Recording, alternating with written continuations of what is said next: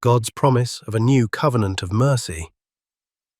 Isaiah 56:4. For thus saith the Lord unto the eunuchs that keep my Sabbaths, and choose the things that please me, and take hold of my covenant. Isaiah 56:6. Also the sons of the stranger that join themselves to the Lord, to serve him, and to love the name of the Lord, to be his servants, every one that keepeth the Sabbath from polluting it, and taketh hold of my covenant. Hebrews 8:8. For finding fault with them, he saith, Behold, the days come, saith the Lord, when I will make a new covenant with the house of Israel and with the house of Judah.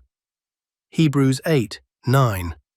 Not according to the covenant that I made with their fathers in the day when I took them by the hand to lead them out of the land of Egypt, because they continued not in my covenant, and I regarded them not, saith the Lord.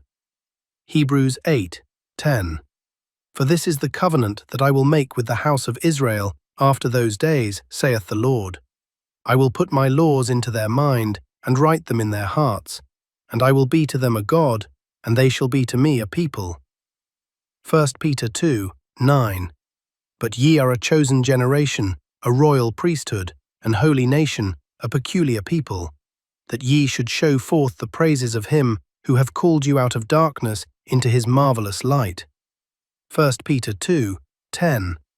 Which in time past were not a people, but are now the people of God, which had not obtained mercy, but now have obtained mercy. Exodus 19:5-6. Now therefore, if ye will obey my voice indeed, and keep my covenant, then ye shall be a peculiar treasure unto me above all people, for all the earth is mine. 6.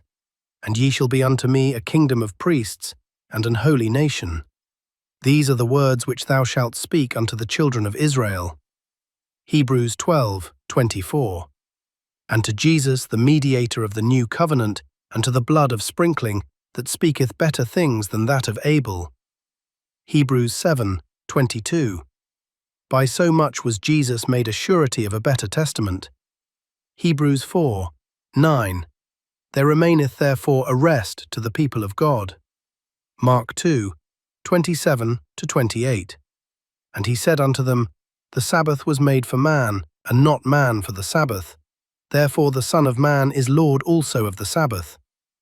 The two gatherings. Isaiah 56:8-1. Who are the outcasts of Israel?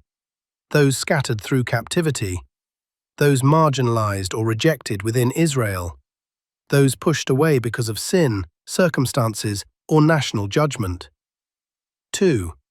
What does it mean that God gathereth them? God brings his people back to himself. He restores what was broken. He brings home those scattered by sin, suffering, or judgment.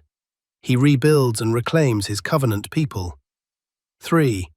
Yet will I gather others to him. Who are the others?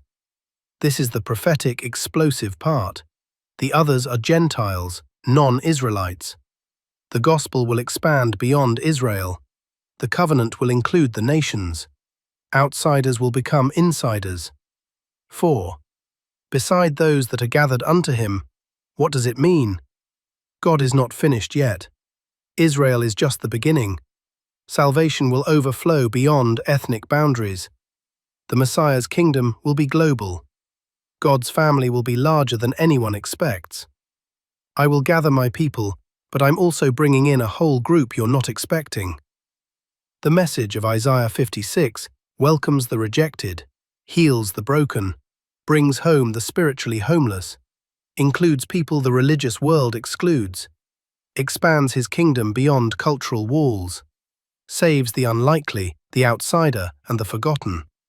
It destroys racism, nationalism, elitism, and spiritual gatekeeping. God's mission is global, inclusive of all nations, and driven by grace. The phrase, "The Sabbath was made for man, and not man for the Sabbath," means the day of rest was created as a blessing for humanity, not a burdensome set of rules. The purpose of the Sabbath is to provide rest and restoration, allowing people to connect with God and each other, not to be a source of legalistic, oppressive demands. Jesus used this teaching to challenge the religious leaders of his time, who had added strict man-made rules that made the Sabbath a burden instead of a blessing.